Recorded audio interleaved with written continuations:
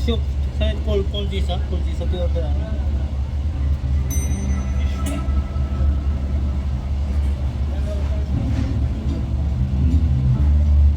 You want short order? Yeah. Go inside. Sit down inside.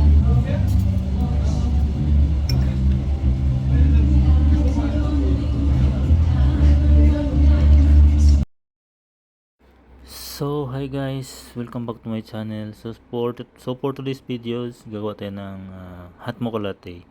So ayan, piniprepare ko na yung ating hot mocha latte. Gagawa natin ng steam dyan ng milk. So mag-steam natin ng milk para sa ating hot mocha latte. So tara, let's go guys. So ayan, hinalo ko na dyan yung sauce flavor na chocolate saka yung espresso 2 shots saka isang 25 grams na chocolate sauce, no.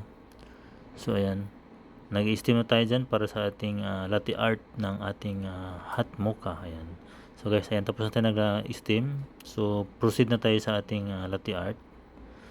So, extra hot pala yan guys, no, extra hot ng ating hot mocha. So umuusok-usok po yung ating baso dyan, no, at saka yung jug umuusok-usok pa sa init ng ating latte. Ayan, extra hot mocha latte, extra hot. So ayan guys, ang ating ginawa ngayong araw na ito, ang ating hot mocha latte extra hot.